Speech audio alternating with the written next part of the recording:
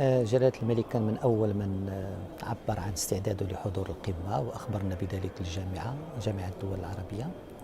ولكن كانت هناك اعتبارات متعددة خلت في تقدير جلالة الملك بأن تعذر عليه الحضور، بحال اللي هناك اعتبارات عند مجموعة من القادة العرب اللي خلتهم كذلك ما يحضروش لأسباب مختلفة. حضرتك ذكرت إيران تحديدا في هذا الملف في تصريحات لوسائل إعلامية بأنها ربما تكون من الأسباب الرئيسية في هذا الشأن. لا يعني ماشي إيران على جدول العمل بشكل طبيعي، على اعتبار بأن أحد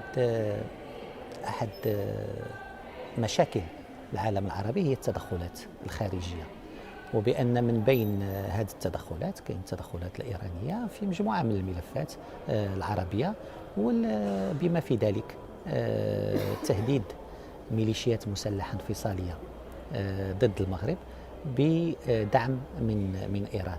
هل لبت القمة توقعاتكم في هذا أكيد الشأن؟ بأن القمة أكدت القرارات كلها اللي اتخذت، وكان بحال اللي قلت هناك لجنة عربية مكلفة بالتصدي للتدخلات الإيرانية في الشؤون العربية. هذه اللجنة وضعت تقارير 3 ولا 4 منذ القمة السابقة، وكاين قرارات اتخذت، والقرارات ستعتمد كذلك من قبل القمة. وزير الخارجية الجزائري ذكر بأن هناك من يتحمل المسؤولية ربما هنا أمام التاريخ فيما يتعلق بإعاقة العمل العربي المشترك على خلفية عدم مشاركة الملك، وأن هناك فرصة ضاعت لمحاولة حلحلة الخلافات أو تخفيفها على الأقل بين الجارتين المغرب وكذلك الجزائر المضيفة للقمة. هذا التصريح في الحقيقة يثير نوع من الاستغراب ويستوجب بعض التوضيحات.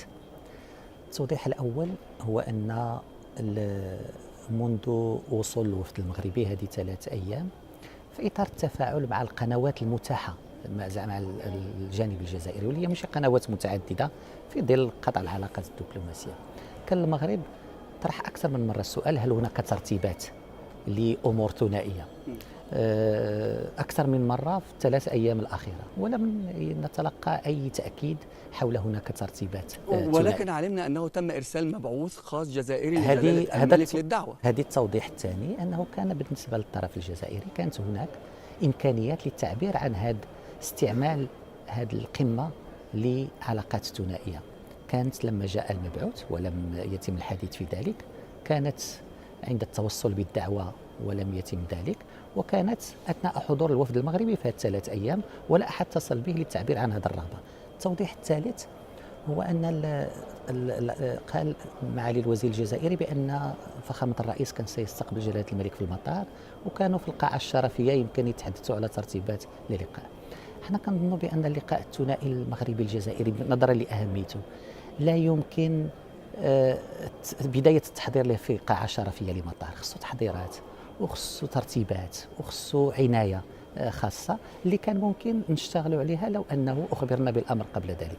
رابعا هو أن جلالة الملك في عدة مناسبات مد اليد، 3 خطابات أخيرة عبر فيها عن الحاجة إلى حوار شامل بناء مع الجزائر، لم نتوصل برد. أخيرا إذا كانت هناك رغبة حسب ما يبدو في التصريح الأخير، أنا كنقول لكم صراحة مباشرة بأن هناك تعليمات جلالة الملك لإعطاء دعوة مفتوحة لفخامة الرئيس للمجيء إلى المغرب وفتح هذا الحوار الشامل البناء الثنائي بالتحضيرات والترتيبات اللازمة لتكون له نتائج إيجابية.